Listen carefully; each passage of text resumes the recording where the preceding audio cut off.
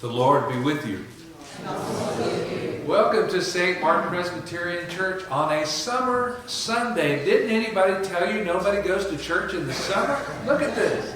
Wonderful. I'm so glad you're here. It's a special day. We are ordaining and installing elders today, which is a big part of our tradition. So you will see the laying on of hands as we confer the authority of the Holy Spirit to a new elder. Also today we're doing a reaffirmation of baptism. And so someone that's already been baptized but is recently joined the church and wants to recommit himself as well. So that will be later in the service as well. So buckle up, y'all. But let us rise and greet each other with the love of Jesus.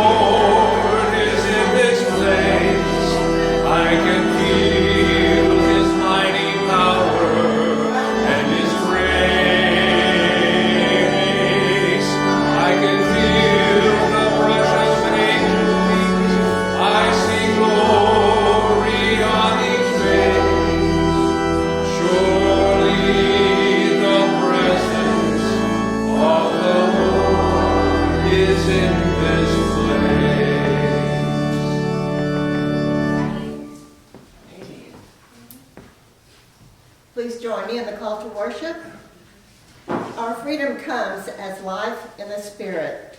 We reject the works based only on our earthly fleshly desires. We live a new life of spirit and truth. Let us worship God.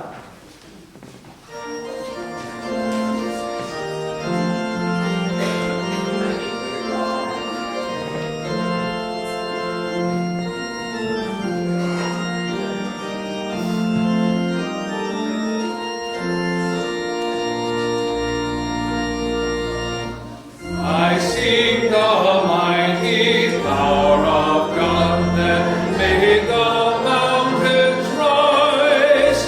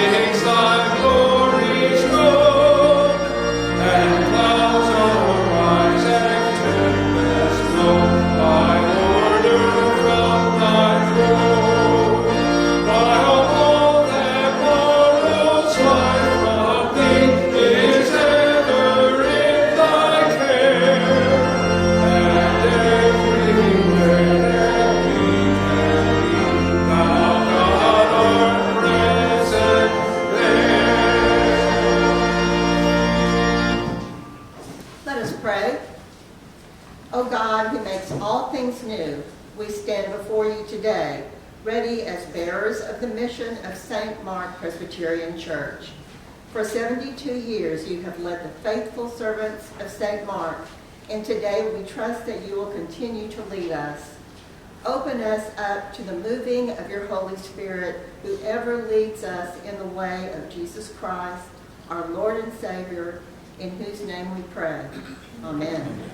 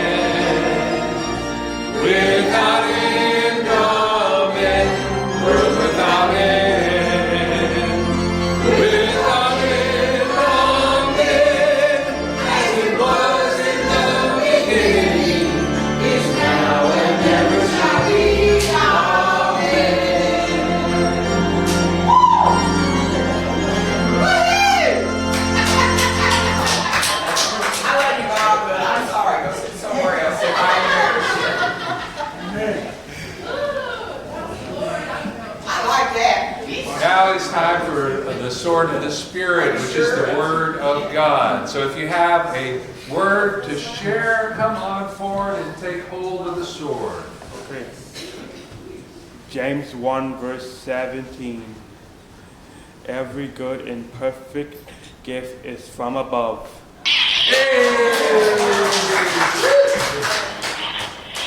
I just want you to know it's red not because of the dark side, but because in Pentecost, the season of Pentecost, our color is red. Thank you. The Lord is my light and my salvation. Of whom shall I fear?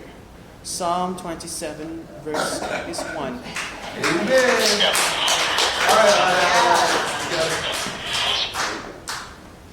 All right, Paul.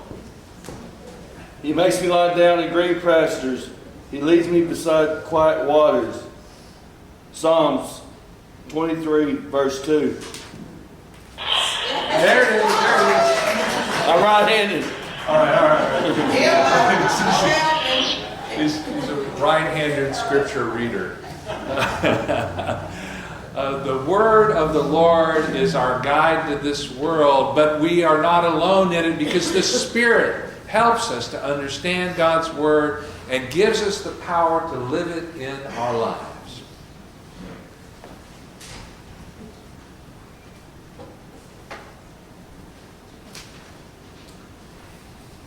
This is normally in the time in this service when we do our prayer of confession, but we're doing installation and ordination of officers today. But I want you to know this, that in Jesus Christ you have been forgiven. Whatever it is that is heavy on your heart, know that Jesus forgives you, receives you, and makes you clean before His Father in heaven. Just have to believe and receive that and confess when needed. Now at this time, the session of this church has examined the newly elected elders. Therefore, we gather here to ordain and install those chosen by this congregation, trusting that each has been gifted for the building up of the body of Christ. Please join me. There are different gifts. But it is the same Spirit who gives them. There are different ways of serving God. But it is the same Lord who serves. God works through different people in different ways. But it is the same God who achieves His purpose through them all. Each one is given a gift by the Spirit to use for the common good. Together we are the body of Christ, individually members of Him. Though we have many gifts, we are one in Christ's ministry of reconciliation, serving the church and calling others to faith. In ordaining and installing ruling elders, we honor those set apart to lead, remembering Christ came not to be served, but to serve and give his life for all.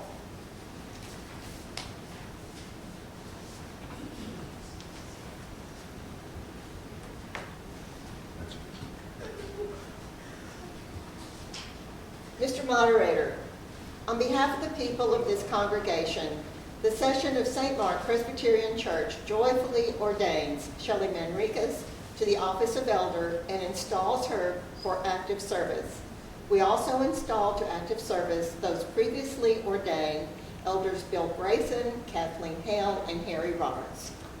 At this time, I invite all mentioned to come forward.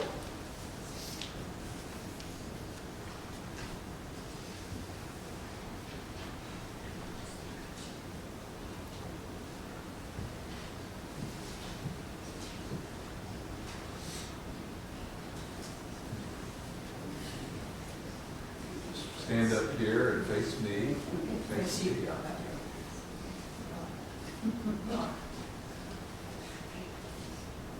These are the questions that we ask our elders and ministers to answer to serve this church. These are our vows of ordination.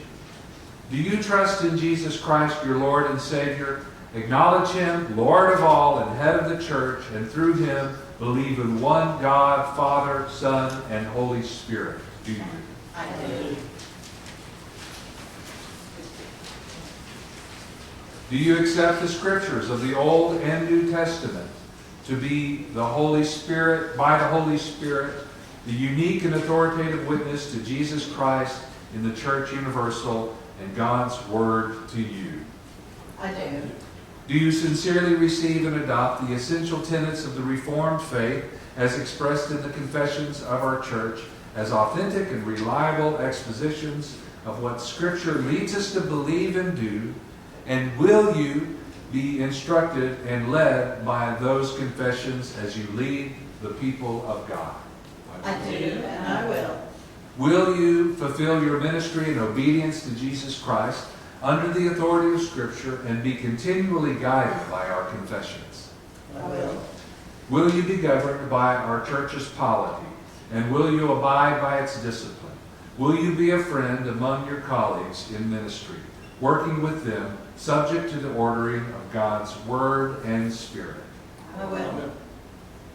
Will you, in your own life, seek to follow the Lord Jesus Christ, love your neighbors, and work for the reconciliation of the world?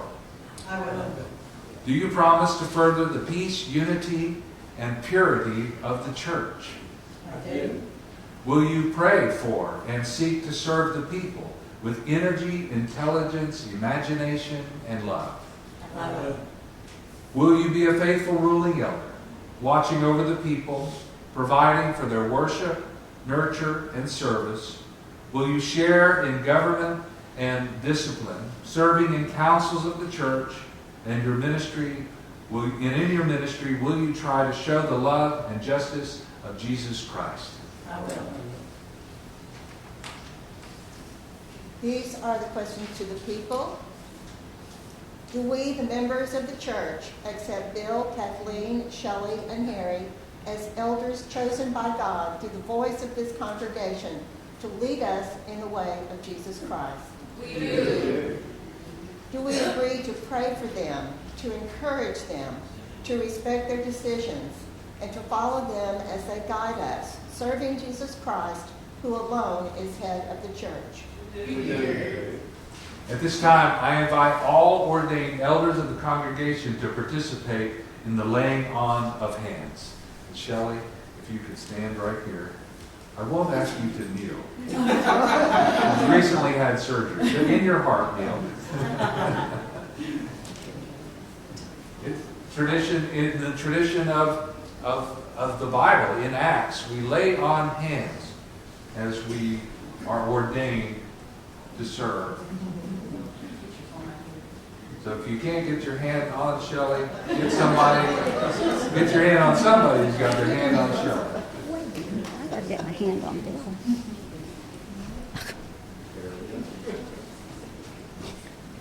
Just look at all these members that are elders. Yeah. We don't have next. All right, let us pray. Gracious God, we bless you for your goodness and for Jesus Christ, who loves the church and pours out the gifts of the Spirit. We commend to you Shelley Manriquez, now ordained and installed as ruling elder, and Bill Grayson, Kathleen Hale, and Harry Roberts, now installed to this sacred office. Fill them with your Spirit, that they may serve with wisdom, humility, and zeal for Christ's kingdom. You've called faithful servants in every age. Thank you for calling these leaders today. Equip them with the mind of Christ. Strengthen their discipleship and empower us all as ambassadors of your reconciling love. In Christ's name we give you thanks. Amen. Amen. Bill, Kathleen, Shelley, and Harry, you are installed as ruling elders in the Church of Jesus Christ and for this congregation. Whatever you do in word or deed, do everything in the name of the Lord Jesus, giving thanks to God through him. Let us welcome them with one voice. May the God of peace make you holy in every way, and keep your whole being, spirit, soul, and body free from every fault at the coming of our Savior and Lord Jesus Christ. Amen. Hey, give them a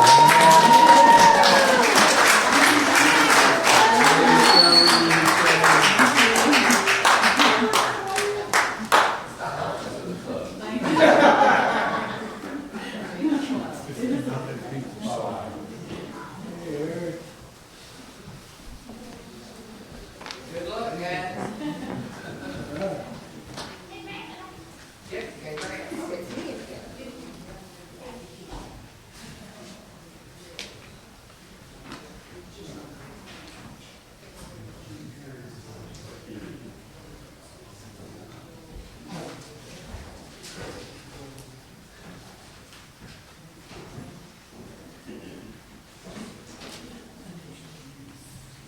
Let us pray.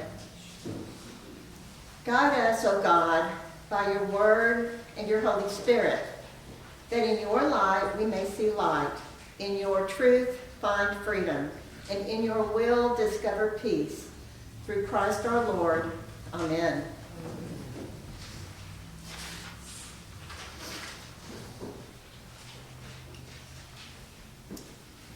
The first reading today is from 2 Kings, chapter 2, verses 1 through 2, and then verses 6 through 14.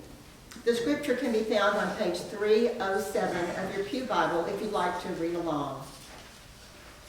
This is Elijah taken to heaven. Now when the Lord was about to take Elijah up to heaven by a whirlwind, Elijah and Elisha were on their way from Gilgal. And Elijah said to Elisha, "Please stay here, for the Lord has sent me as far as Bethel." But Elisha said, "As the Lord lives and as you yourself live, I will not leave you." So they went down to Bethel. Then Elijah said to him, "Please stay here, for the Lord has sent me to the Jordan." But he said, "As the Lord lives and as you yourself live, I will not leave you." So the two of them went on. 50 men of the sons of the prophets also went and stood at some distance from them, as they both were standing by the Jordan. Then Elijah took his cloak and rolled it up and struck the water, and the water was parted to the one side and to the other, till the two of them could go over on dry ground. When they had crossed, Elijah said to Elisha, "Ask what I shall do for you before I am taken from you." And Elisha said, "Please let there be a double portion of your spirit on me." And he said, "You have asked a hard thing, yet if you see me as I am being taken from you, it shall be so for you. And if you do not see me, it shall not be so." And as they still went on and talked, behold, chariots of fire and horses of fire separated the two of them. And Elijah went up by a whirlwind into heaven. And Elisha saw it, and he cried, my father, the chariots of Israel and its horsemen. And he saw him no more. Then he took hold of his own clothes and tore them in 2 pieces. And he took up the cloak of Elijah that had fallen from him and went back and stood on the bank of the Jordan. Then he took the cloak of Elijah that had fallen from him and struck the water, saying, where is the Lord, the God of Elijah? And when he had struck the water was parted to the one side and to the other, and Elisha went over. This is the word of the Lord. Thanks be to God. Our second reading is from a letter written by the Apostle Paul to the Galatians, a church in the area of Galatia. It's chapter 5, verses 1 and then 13 through 25. So we'll skip a bit, found on 974 of your Pew Bible. Listen for God's word for us today.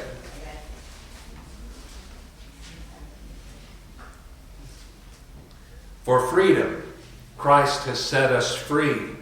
Stand firm, therefore, and do not submit again to the yoke of slavery. For you were called to freedom, brothers. Only do not use your freedom as an opportunity for the flesh, but through love serve one another. For the whole law is fulfilled in one word, you shall love your neighbor as yourself. But if you bite and devour one another, watch out that you are not consumed by one another. But I say, walk by the Spirit, and you will not gratify the desires of the flesh. For the desires of the flesh are against the Spirit, and the desires of the Spirit are against the flesh. For these are opposed to each other, to keep you from doing the things that you want to do. But if you are led by the Spirit, you are not under the law. Now the works of the flesh are evident: sexual immorality, impurity, sensuality, idolatry, sorcery, enmity, strife, jealousy, fits of anger, rivalries, dissensions, divisions, envy, drunkenness, orgies, and things like these. I warn you, as I warned you before, but that those who do these things will not inherit the kingdom of God. But the fruit of the Spirit is love, joy, peace, patience, kindness, goodness, faithfulness, gentleness, self-control. Against such things there is no law. And those who belong to Christ Jesus have crucified the flesh with its passions and desires. If we live by the Spirit, let us also keep in step with the Spirit. Holy wisdom, holy word. Praise to you, Lord Christ.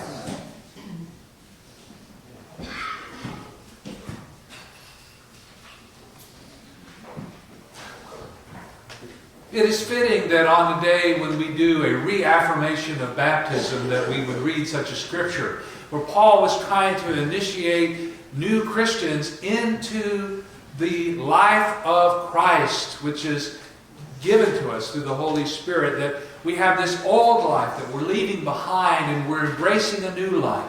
And it looks very different, and it's very different from the inside and out, the way we live our lives, the way we experience the world.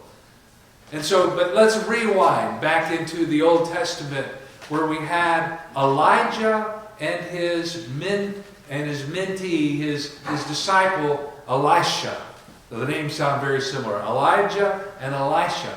And it was time for Elijah, I would say die, but Elijah never dies. But it's time for him to leave, almost in the way that Jesus ascended after he had been resurrected. So if you may recall that Elijah was taken away by chariots of fire. Angels came with a chariot and took him away. And he's preparing Elisha for his departure. And Elisha is not ready for Elijah to leave, but it is Elijah's time. And so Elisha makes a final request of Elijah, his master. He says, give me a double portion of your spirit. Because he knows that the mantle of being a prophet for Israel is challenging, and he's going to need the Spirit, something beyond himself. They didn't know so much about the Holy Spirit, but give me your Spirit, he says. And so when Elijah's taken away, we have evidence that Elisha indeed received at least a portion, maybe a double portion of Elijah's Spirit. And it begins by, he rips up his old clothes. He rips them in sadness but in repentance. And he takes Elijah's cloak and he puts it on. The mantle of the spirit of Elijah, so to speak. Almost in the way that these elders took on the mantle of being a spiritual leader in this church. He does that, and the very first thing he does is strike the water, and it parts. Just like Moses, just like Joshua, just the kind of thing Elijah could have done, and he knew. He must have known in that moment his request had been met. Now, we don't come with the promise of Elijah's spirit, but when Jesus was about to depart his disciples, he made them a promise that he would give his disciples and all who believe in him his spirit, that they may be able to do, that we may be able to do the very things that Jesus himself did on this earth. To teach, to preach, to heal, to feed others, to forgive. All these amazing things. And so today we stand in an age of the church that we have the Holy Spirit within it, within us as a church, and individually the Holy Spirit in each person that believes that Jesus died for your sins and was raised to new life so that you may have everlasting life.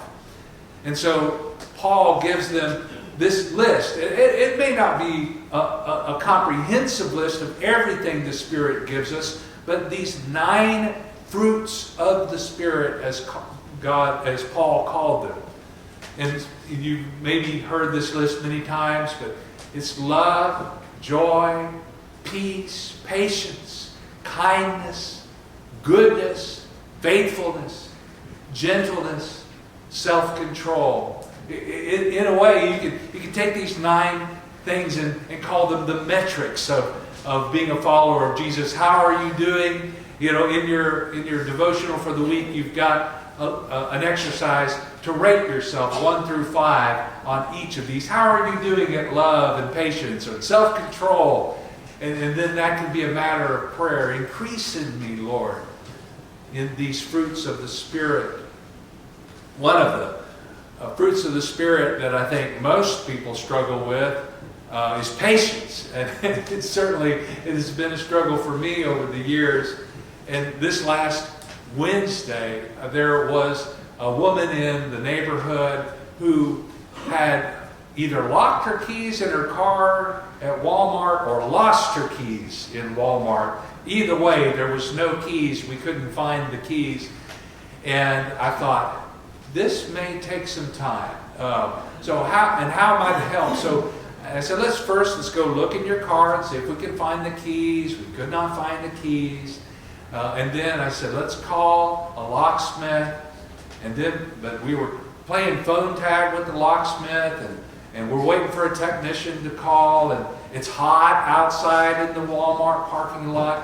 And the woman, she says, oh, Pastor, let's pray for patience right now.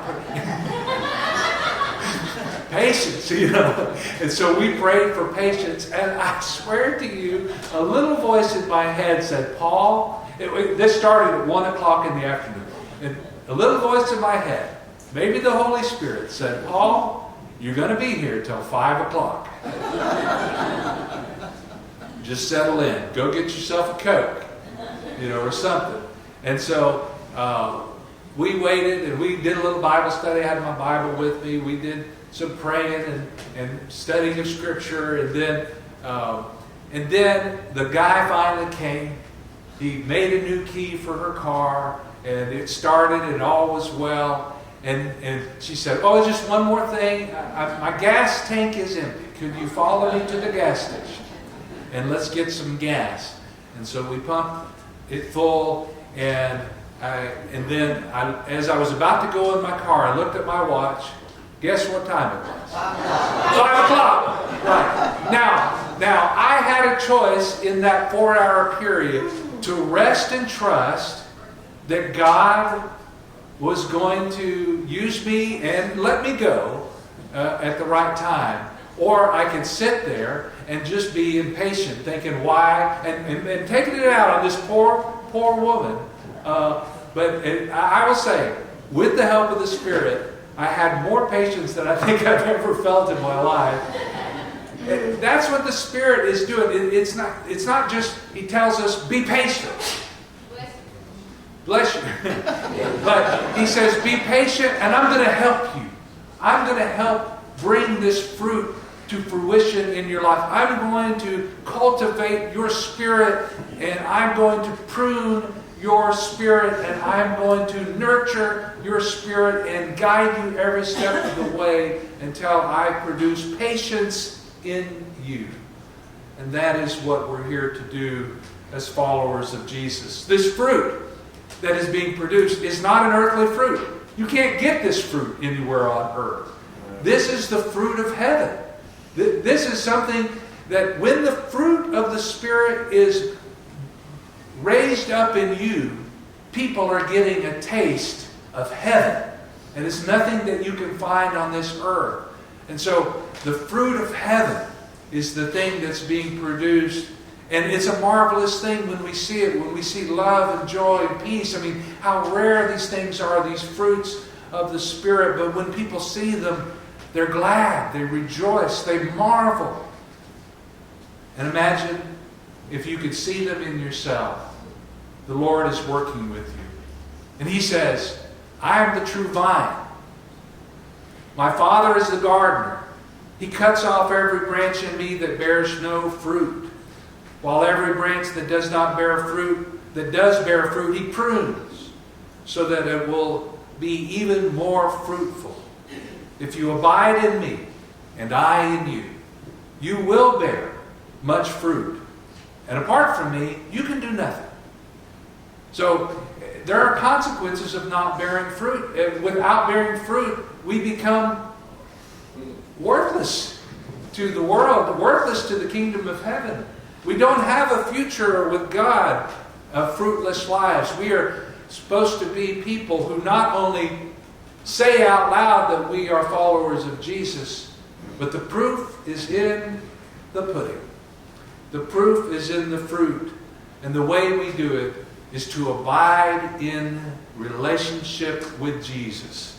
Maintaining our connection to Jesus gives us access to the Holy Spirit. It's like, the plug over here. I mean, we've got to plug into Jesus and remain plugged in, or we don't have the power to do the things that Jesus calls us to do. He gives us access to the Holy Spirit, which produces the fruit of heaven, that heaven may be seen and tasted on this earth, so that others may also be led to Jesus. That's the cycle that we're living in. We produce fruit that others may taste the fruit of heaven, that they may want to have the fruit in their lives, and you tell them where you got it, which is Jesus Christ. You develop a relationship and maintain a relationship with Jesus. Well, how do you do that? Well, it's just like any relationship in a way. Yesterday I performed a wedding, and I couldn't help to think of how a wedding is a little bit like committing your life to Jesus, that Jesus would be your life partner. And something unusual happened in this wedding. The couple said, we've both been baptized, but we want to renew our baptismal vows. And so last Thursday, we reaffirmed their baptism. They said yes to the vows that Christopher is going to say yes to today as he renews his baptism. But as we did the wedding, I kind of thought, these are great baptism vows as well. The vows that husband and wife make to each other, they're deep, and they can also be used. Now, I'll just say the vows in case you've forgotten them. Don't forget these husbands. Don't forget these wives. I take you, Jesus, to be my Savior and Lord. And I promise before God and these witnesses to be your loving and faithful disciple, in plenty and in want, in joy and in sorrow, in sickness and in health, when we lose our keys and can't find them, as long as we both shall live. And this is the amazing thing. In marriage, it's as long as we both shall live, but one of them is going to die and the other is going to die. But this bond that we have with Jesus is forever. As we bind ourselves to Jesus in our vows, as long as we both shall live, has no ending point. It is forever and ever. It goes on into eternity. We have a forever relationship with Jesus, with God, with the Holy Spirit, and with His people, with the community that loves Jesus as well. So I invite you today, as Christopher renews his vows to Jesus, I invite you to renew your vows to Jesus. I invite you, if you've never made a vow to Jesus, to do so today, to follow along in the service and say, I do as well, if the Spirit so leads you. Amen? Amen.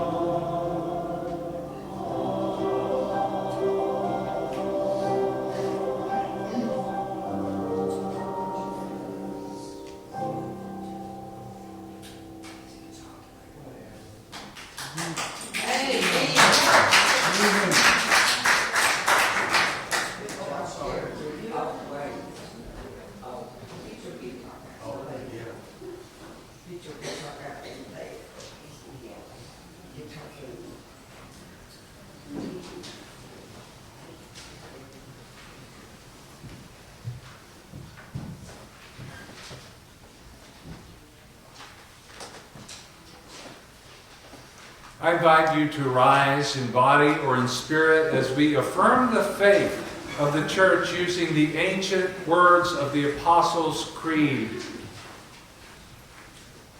I believe in God the Father Almighty, maker of heaven and earth, and in Jesus Christ, his only Son, our Lord, who was conceived by the Holy Ghost, born of the Virgin Mary, suffered under Pontius Pilate, was crucified, dead, and buried. He descended into hell. The third day he rose again from the dead. He ascended into heaven and sitteth on the right hand of God the Father Almighty.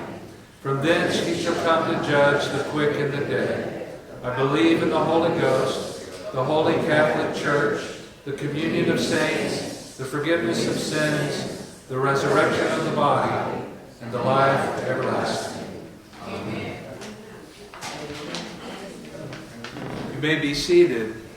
At this time, I invite Christopher Gonzalez to come forward to renew his baptism. Christopher came to us through our Bible study on Thursday. I'll stand right here. And had an experience with God. He surrendered his life over to Christ. And the Spirit has put a hunger in him to follow Jesus, to learn of God's Word and read the Bible, to be a part of the life of the church, and specifically committed to be here at St. Mark.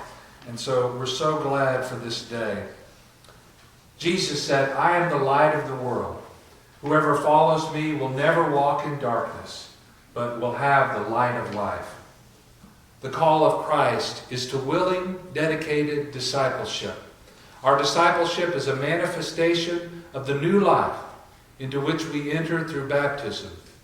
It is possible because in Jesus Christ we have been set free from the bondage of sin and death. Discipleship is both a gift and a commitment, an offering and a responsibility. It is marked by change, growth, and deepened commitment. It is lived out of a renewing sense of God's calling to us and of God's claim upon us made in our baptism. On this occasion, we celebrate with Christopher Gonzalez and join with him in renewing his baptism. The grace bestowed on you in baptism is sufficient because it is God's grace. By God's grace, we are saved and enabled to grow in the faith and to commit our lives in ways which pleases God. I invite you now to claim that grace given to you in baptism by reaffirming your baptismal vows, to renounce all that opposes God and God's kingdom, and to affirm the faith of the Holy Catholic Church. Trusting in the gracious mercy of God, do you turn from the ways of sin and renounce evil and its power in the world? Do you turn to Jesus Christ and accept him as your Lord and Savior, trusting in his grace and love? Will you be Christ's faithful disciple, obeying his word and showing his love? I will. And to the congregation, I ask you, do you, as members of the Church of Jesus Christ, promise to guide and nurture Christopher by word and deed, with love and prayer, encouraging him to know and follow Christ and to be a faithful member of his church? Will you? We will. The waters of baptism are a sign. They represent cleansing, the cleansing of our sin, the cleansing of our spirit. They also represent inclusion in God's family, that all who are baptized It is a sign that we belong to God, our Father, and are sons and daughters of God. And it represents an initiation of relationship of disciple and master, that we become disciples of Jesus in our baptism. All these things are present. And so we pray, Lord, that your Holy Spirit be with us today and be with Christopher, that you would enliven his spirit through this renewal of baptism, but by the sign of this water and the blessing of his life, that he may be filled with the Spirit and therefore the power to overcome any challenge in his life, and that you promise to be with him forever, dwelling not just above, but within his heart. In the name of Jesus we pray. Amen. Now, step forward, Christopher. Christopher, remember that you have been baptized in the name of the Father, and of the Son, and of the Holy Spirit. O Lord, uphold Christopher by your Holy Spirit. Daily increase in him your gifts of grace, the spirit of wisdom and understanding, the spirit of counsel and might, the spirit of knowledge and the fear of the Lord, the spirit of joy in your presence, both now and forever. Amen.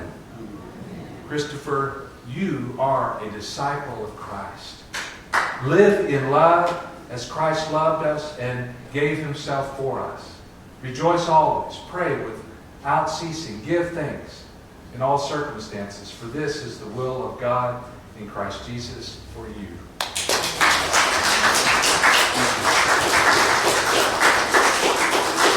Receive this blessing. The peace of God, which passes all understanding, keep your heart and your mind in Christ Jesus. Amen. Amen. Yes.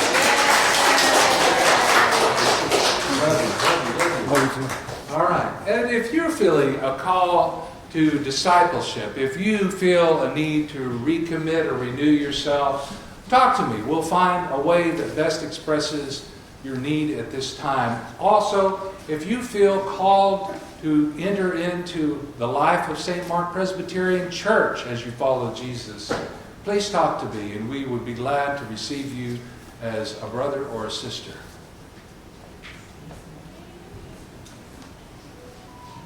Now let's pray. Oh, Heavenly Father, though you have received us, though you have forgiven us, though you love us, though you love this world, though you sent your Son to die for this world, though you were raised for new life to show that there is new life possible for every human being who follows Jesus. Though all these things are true, we also recognize that many other things still exist in this world. People still die. People still live in poverty. There are still diseases ravaging our bodies and our minds. There is still oppression of the weak and vulnerable in this world. There are still those that hunger to throw you off your seat of power and rule in your stead. We all struggle, Lord, with the temptations that are found in this world. Let us eat of the fruit of your Spirit. Be with all those who struggle in faith at this time. Lead them always to you. Turn them to your Son, Jesus. Give them your Spirit that they may know the difference between true and false and right and wrong and love and hate. Give us everything we need at this time as a church in St. Mark. Give us the resources we need to fulfill your mission. Give us everything, including faith, and especially faith, to trust, to move forward, that we may know Jesus and make him known, and therefore fulfill our mission and purpose as members of this church and your church. And now we pray together, saying, Our Father, who art in heaven, hallowed be thy name. Thy kingdom come, thy will be done, on earth as it is in heaven. Give us this day our daily bread, and forgive us our debts as we forgive our debtors. And lead lead us not into temptation, but deliver us from evil. For thine is the kingdom, and the power, and the glory forever. Amen. Now, in response to all the ways that God has blessed us and is blessing us, let us offer our gifts to God.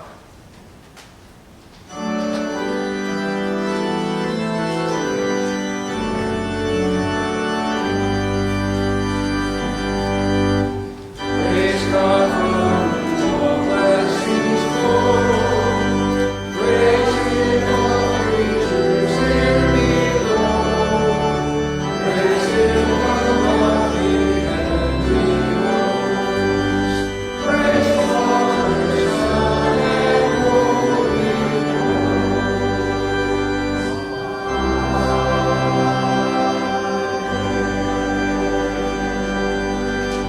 O loving Father, we thank you so much that you have left us not alone or abandoned in this world, but with your very Spirit, your presence and your power, that we may always have you with us in our lives, giving us strength to move forward.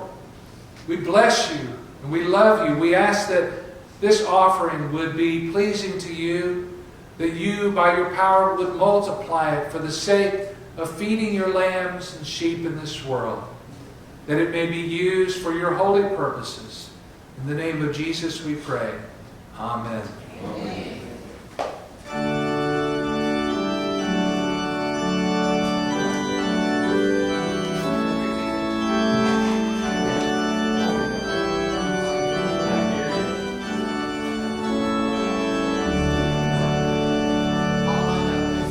Fight the good fight with all thy might. Christ is thy strength and Christ thy life. Live on life and it shall be thy joy and crown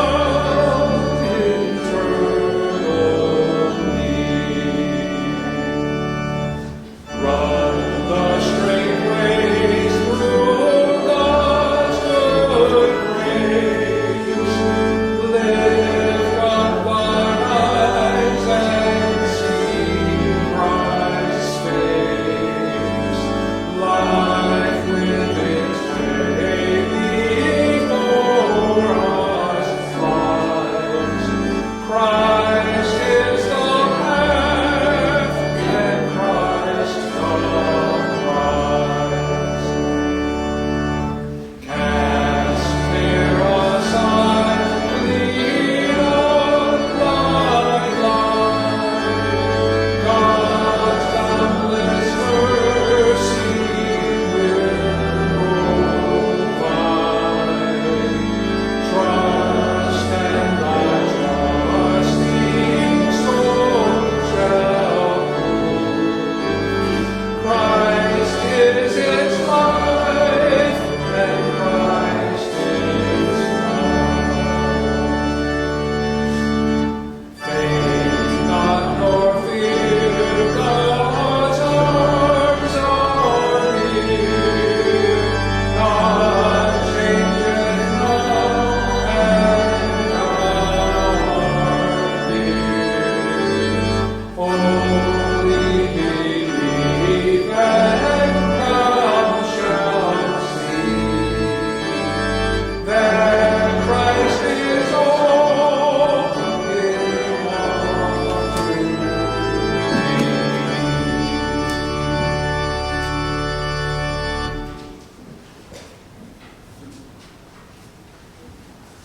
What a beautiful morning we've had together. It's not over. There's fellowship down the hall with food and refreshment. I hope that you'll stay and join us as well for that.